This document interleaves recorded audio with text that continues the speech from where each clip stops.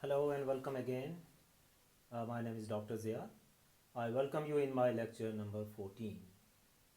In this lecture series on research methodology, we would be talking about research design. Research design means choosing research method.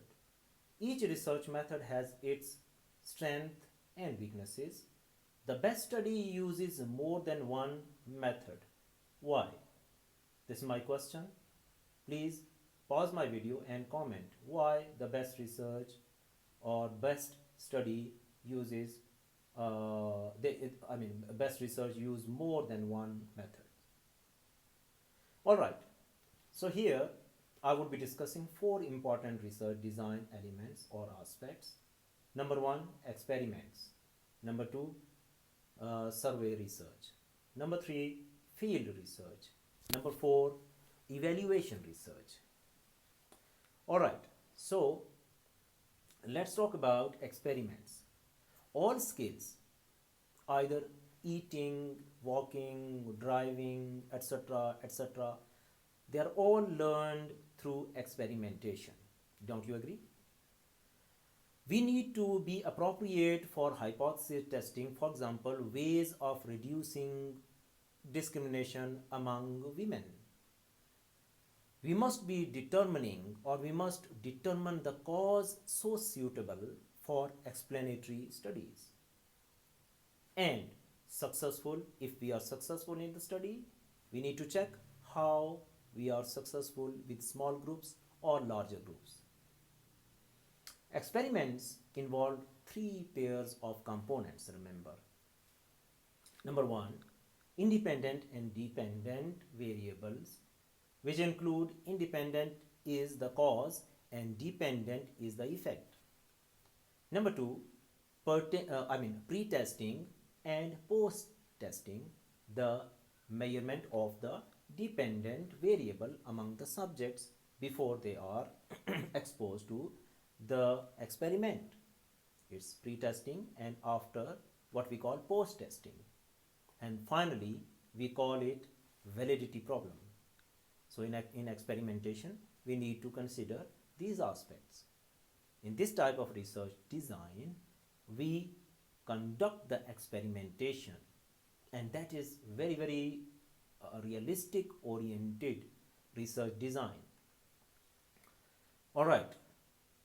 So the second, the experiments, the third aspect which I was discussing can be experimental and controlled.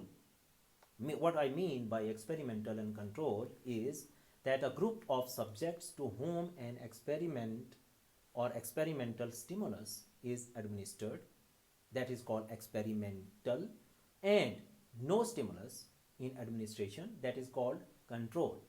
So here experimental group can be set and control group can be set. And you can go for comparison through pre-test and post-test, and you can check the stimulus with the time horizon. That's important. Okay, the second aspect of experimental design is it can be having some strengths, it can be having some weaknesses.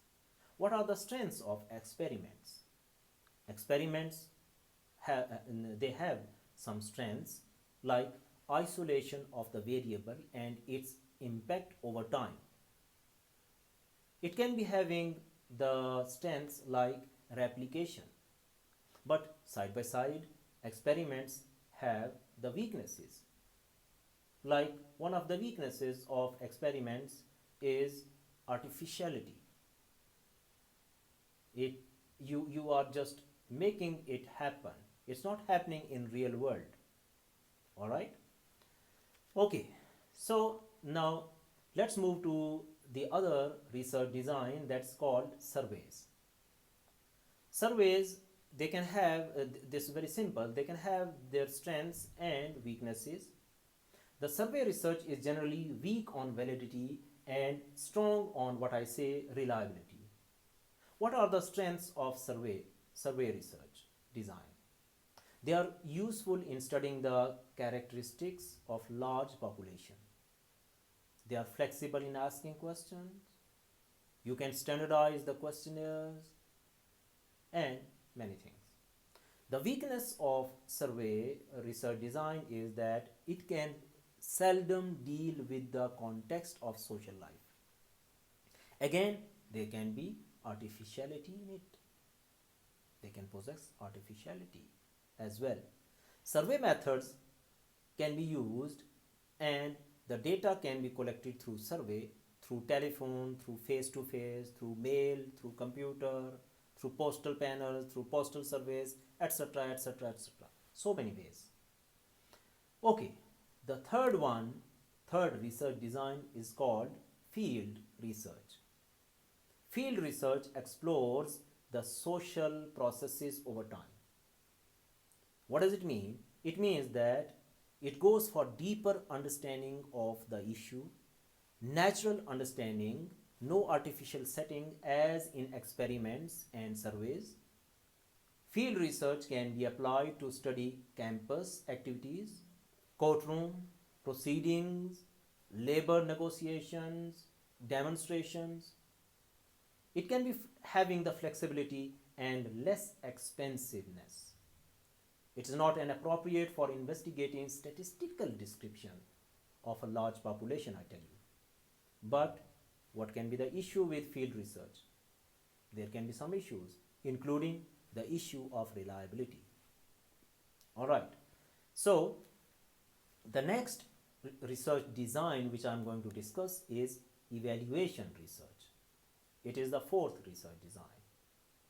Evaluation research refers to research purpose rather than research methods. It means that it's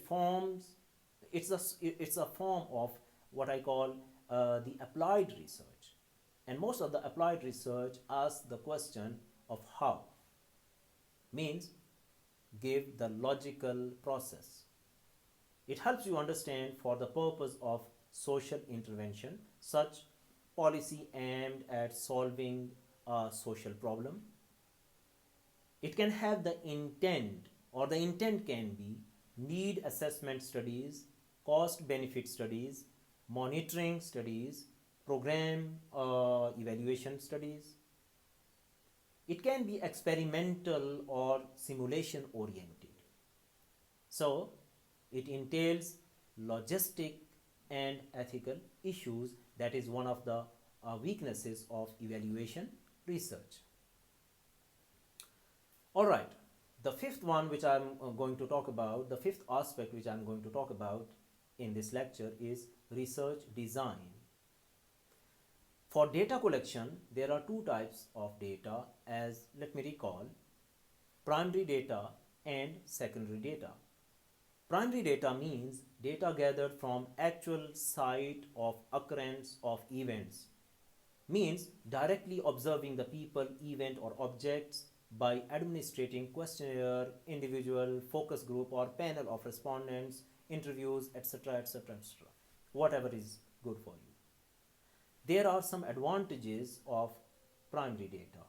Means collection based on researchers' need, and you can have the control over measurement, selection and execution.